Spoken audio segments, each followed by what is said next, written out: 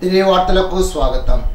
గణపవరం మండలం సరిపల్లిలో గత 11 సంవత్సరాలుగా CPF private limited feed mill చేపలు రొయ్యల మేతల తయారీ పరిశ్రమ థాయిలాండ్ దేశానికి చెందిన కంపెనీ భారీ లాభాలతో ఫ్యాక్టరీ నడిపారు. కానీ నేడు భారతదేశ వ్యాప్తంగా ఉన్న ఫ్యాక్టరీ లాభాల బాటలో నడుస్తున్నాయి. కానీ గణపవరం గ్రామంలో ఉన్న ఫ్యాక్టరీ మాత్రం నష్టాల్లో ఉందని యాజమాన్యం సాకును చూపించి గణపవరం ఫ్యాక్టరీని థాయిలాండ్ యాజమాన్యం మూసివేశారు. అందులో పనిచేసే ఉద్యోగులు కార్మికులు తమకు న్యాయం చేయాలని కోరుతూ రెండో రోజు సిపిఎఫ్ పార్టీ ఎదుట రోడ్డుపై నిరసన తెలిపారు. ఇప్పటికైనా యాజమాన్యం మొండి వైఖరి మానుకొని ఉద్యోగులకు కార్మికులకు ఉద్యోగ భద్రత కల్పించి వారికి తగు న్యాయం జరిగేలాగా చూడాలని అధికారులను కోరారు. ఫ్యాక్టరీలో పనిచేసే ఉద్యోగులు కార్మికుల కుటుంబాలు ఫ్యాక్టరీ మూసివేయడంతో రోడ్డున పడ్డామని ఆందోళన వ్యక్తం చేస్తున్నారు. ఇప్పటికైనా అధికారులు ఫ్యాక్టరీ యాజమాన్యంపై చర్యలు తీసుకోవాలని వారు కోరుతున్నారు.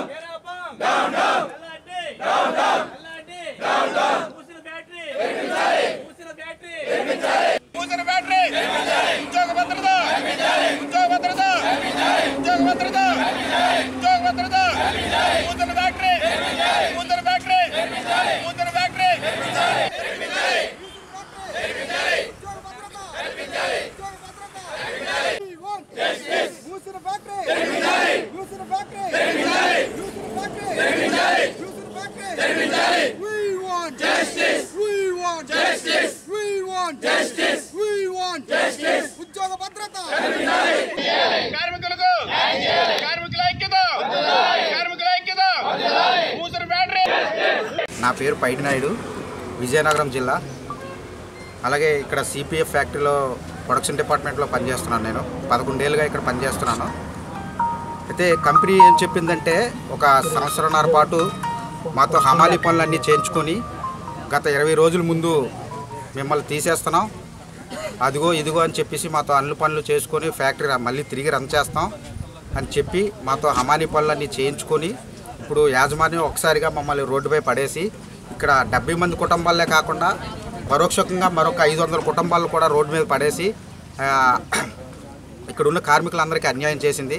యాజమాన్యానికి నేను ఒకటే తెలియజేసుకుంటున్నాను, ఏంటంటే ఈ అందరినీ మళ్ళీ తిరిగి విధుల్లోకి తీసుకొని మళ్ళీ ఇక్కడే ప్రొడక్షన్ రన్ చేసి ఈ అందరికి కూడా ఉపాధి కల్పిస్తారని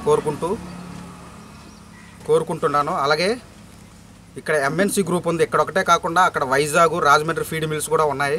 ఇక్కడ 70 మందికి అలాగే మాతో పనిచేసినటువంటి కార్మికులకు కూడా ఒక ఉపాధి కల్పించి మా అందరి బతుకుల జీవితాలు వెలిగిస్తారని యాజమాన్యాన్ని కోరుకుంటూ, అలాగే కొత్తగా ఏర్పడిన ప్రభుత్వం కానీ అధికారులు కానీ మా యొక్క విన్నపాలు వినిపించి మాకు న్యాయం చేస్తారని కోరుకుంటున్నాను.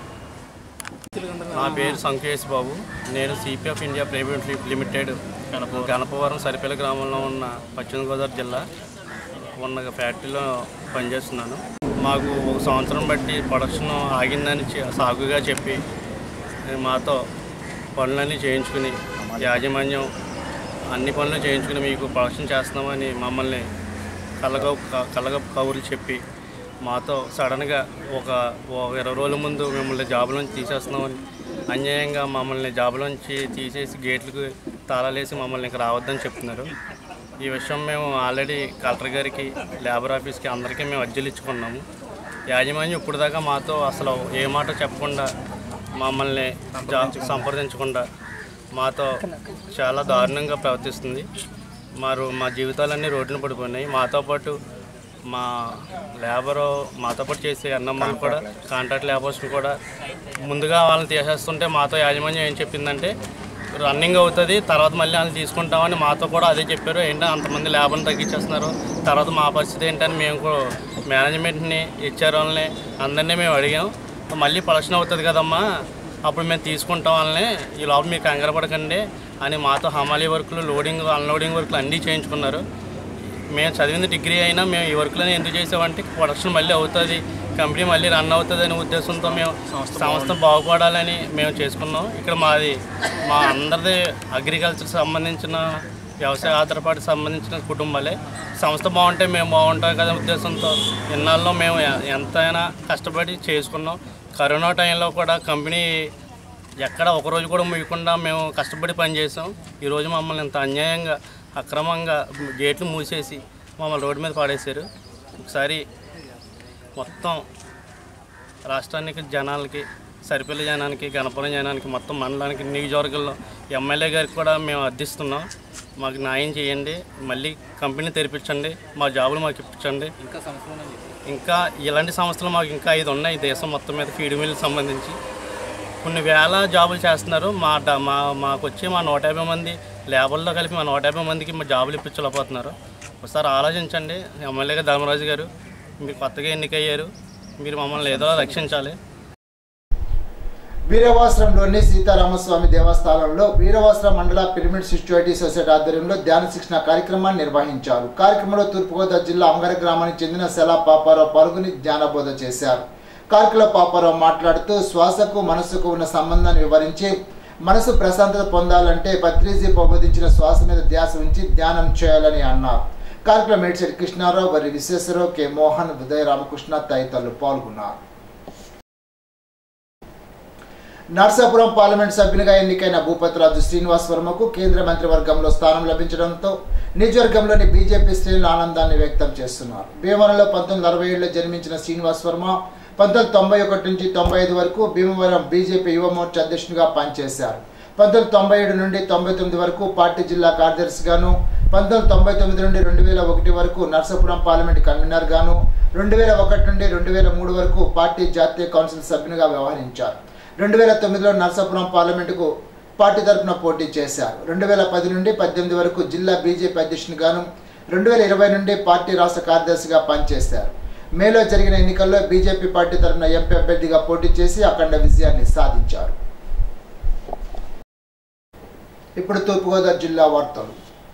నిడదవోలు నియోజకవర్గంలో భారీ మెజార్టీతో ఘన విజయం సాధించిన జనసేన, టీడీపీ, బీజేపీ ఉమ్మడి అభ్యర్థి ఎమ్మెల్యే కందుల దుర్గేష్ను ఆదివారం ఆయన స్వగృహం రాజమండ్రిలో నిడదవోలు నియోజకవర్గ తెలుగుదేశం పార్టీ సీనియర్ నాయకులు కుందుల వీర వెంకట సత్యనారాయణ మర్యాదపూర్వకంగా కలిసి ఆయనకు దుస్వాలతో కప్పి పుష్పగుచ్చం అందజేసి అభినందనలు తెలిపారు.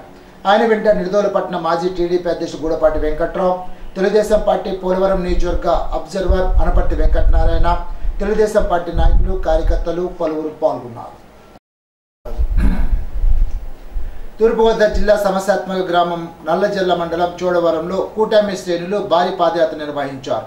గోపాలపురం కూటమి అభ్యర్థి మద్దిపాటి వెంకటరాజు భారీ మెజార్టీతో రాష్ట్ర హోంశాఖ మంత్రి తానేటి వనితపై గెలుపొందడంతో పాదయాత్ర జరిపారు. ముందు జాగ్రత్త చర్యగా పాదయాత్రలో పోలీసు బందోబస్తు ఏర్పాటు చేశారు. ఇప్పుడు ఏలూరు జిల్లా వార్తలు.